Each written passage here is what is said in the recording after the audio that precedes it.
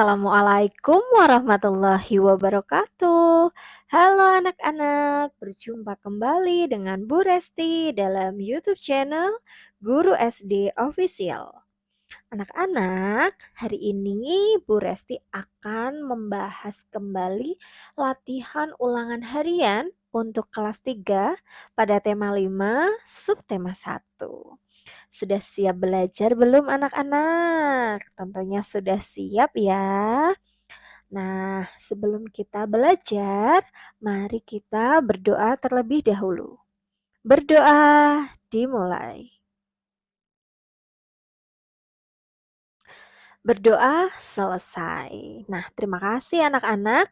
Sekarang sebelum kita masuk pada pembahasan soal, jangan lupa kalian untuk subscribe, like, share, dan komen video yang kita bahas hari ini.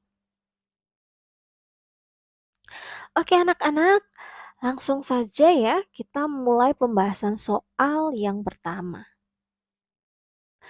Mulai dari muatan pembelajaran PPKN.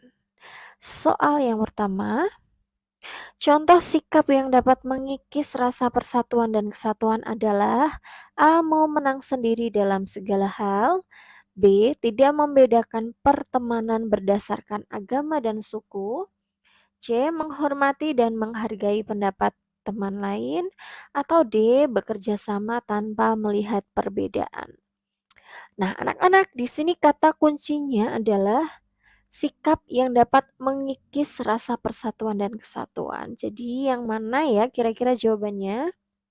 Ya, benar sekali. Yang benar adalah yang A, yaitu mau menang sendiri dalam segala hal. Anak-anak, tentunya sikap ini harus kita hindari ya anak-anak, karena bisa memecah persatuan dan kesatuan. Untuk opsi B, C, dan D merupakan sikap yang meningkatkan rasa persatuan dan kesatuan. Jadi yang tepat adalah yang A. Lanjut pada soal yang kedua. Apabila dalam rapat, keputusan yang diambil oleh seluruh peserta rapat tidak sesuai dengan usulan kita, maka A. Tetap melaksanakan keputusan dengan tanggung jawab karena sudah menjadi keputusan bulat. B. Menolak mentah-mentah keputusan tersebut karena tidak selaras dengan usulan kita. C. Menjalankan dengan berat hati. Kemudian yang D, melaksanakan usulan sendiri meskipun sudah ada keputusan bulat peserta rapat. Nah, ini kata kuncinya di sini adalah keputusan yang sudah diambil oleh seluruh peserta rapat tidak sesuai dengan usulan kita. Maka bagaimana tindakan kita? Yang benar adalah yang A, yaitu tetap melaksanakan keputusan dengan tanggung jawab karena sudah menjadi keputusan yang bulat. Nah, anak-anak biasanya pada sebuah rapat maupun musyawarah tentunya banyak sekali terjadi perbedaan pendapat. Namun dari perbedaan pendapat tersebut akhirnya akan diambil suatu keputusan bersama. Nah, apabila sudah diputuskan, meskipun usulan tersebut atau keputusan tersebut tidak sesuai dengan apa yang kita usulkan, maka kita harus menerima dengan lapang dada dan melaksanakan keputusan tersebut dengan tanggung jawab. Karena sudah menjadi keputusan bulat atau keputusan bersama. Seperti itu ya. Untuk opsi B, C, dan D itu sudah tepat. Ya, jadi yang benar adalah yang A ya. Yang B, C, dan D itu kurang tepat. Yang benar adalah yang A. Kemudian masuk pada muatan pembelajaran bahasa Indonesia. Bila terjadi gumpalan awan di langit dan terdapat titik-titik air dari uap air, maka akan terjadi A. Mendung, B. Hujan, C. badai, atau D, angin? Mana ya kira-kira jawaban yang tepat? Ya, benar sekali. Jawaban yang benar adalah yang B. Sekarang kita perhatikan opsi jawaban yang A, mendung, merupakan awan yang mengandung hujan.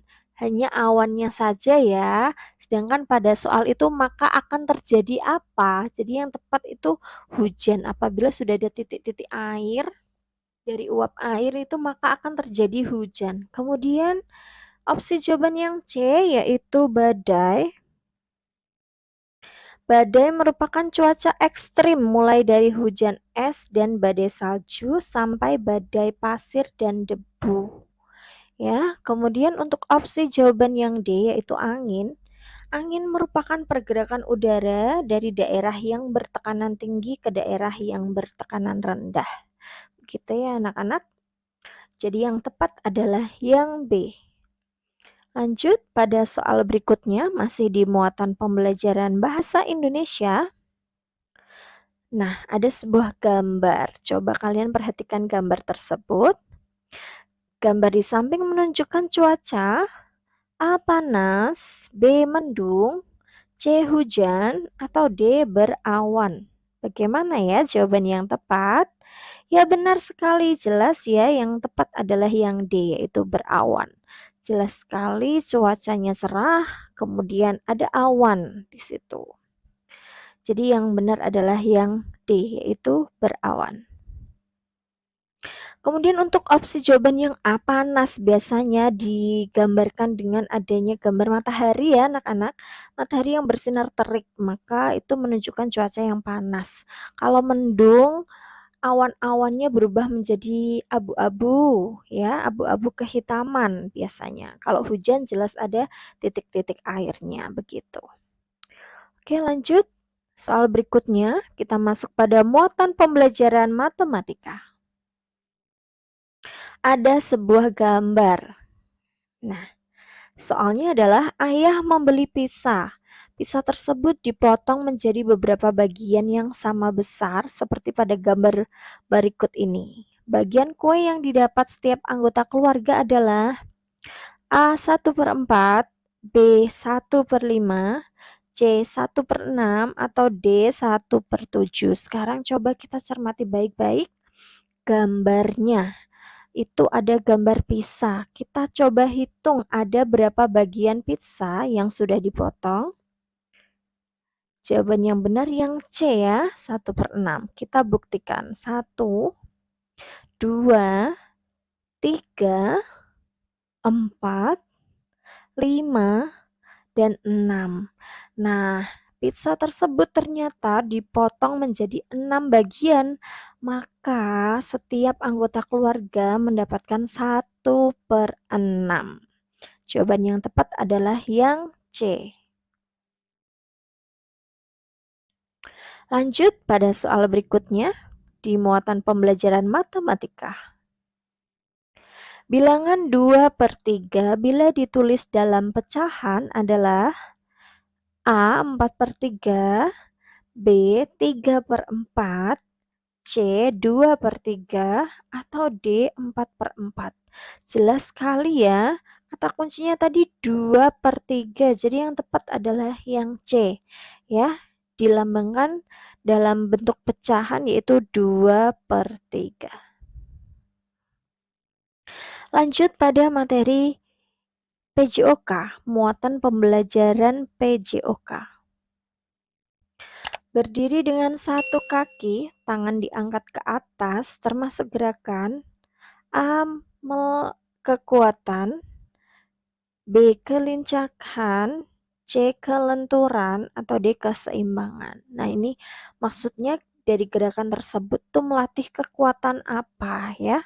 Jawaban yang tepat adalah yang mana anak-anak?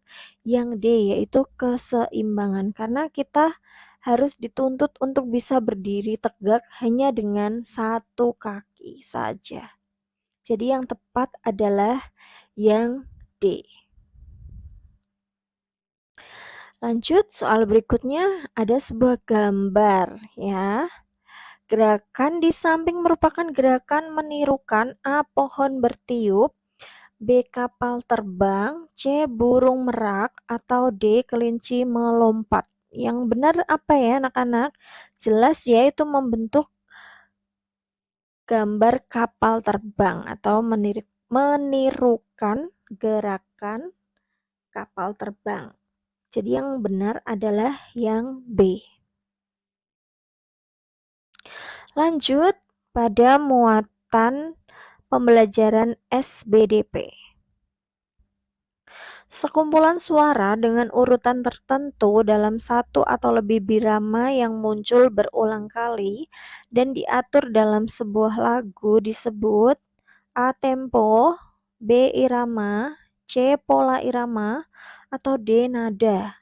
Kira-kira yang mana ya jawaban yang tepat? Ya benar sekali, jawaban yang tepat adalah yang C, yaitu pola irama. Kemudian apa yang dimaksud dengan tempo itu? Tempo merupakan cepat lambatnya lagu dinyanyikan. Kemudian irama merupakan naik turunnya lagu yang berurutan ya. Ada urutannya dari rendah ke tinggi.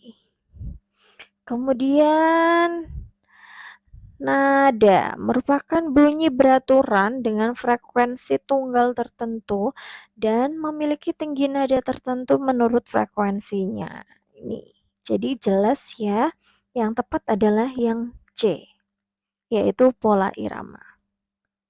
Nah, sampai pada soal terakhir kita hari ini, muatan pembelajaran SBDP. Pola irama lagu anak-anak bersifat A. Rumit, B. Tinggi, C. Pendek, atau D. Sederhana. Jelas ya, kata kuncinya itu lagu anak-anak. Maka bersifatnya apa? Nah, jawaban yang tepat adalah yang D, yaitu sederhana. Tidak mungkin pola irama anak-anak itu bersifat rumit atau tinggi ya. Terus pendek. Nah, belum tentu pola irama anak-anak itu pendek. Ada juga yang panjang tetapi bersifat sederhana. Jadi yang paling tepat adalah yang D. Nah, anak-anak, sampai kita pada akhir sesi pada latihan soal kita hari ini. Terima kasih sudah belajar dan menyimak dengan baik dan sungguh-sungguh. Semoga apa yang kita pelajari bisa bermanfaat untuk kita. Nah, anak-anak, sebelum kita mengakhiri sesi hari ini, mari kita berdoa terlebih dahulu. Berdoa dimulai. Berdoa selesai. Nah, anak-anak, sekian yang dapat Bu Resti sampaikan. Apabila ada kekurangan, Bu Resti mohon maaf. Akhir kata, wassalamualaikum warahmatullahi wabarakatuh. Sampai jumpa kembali anak-anak.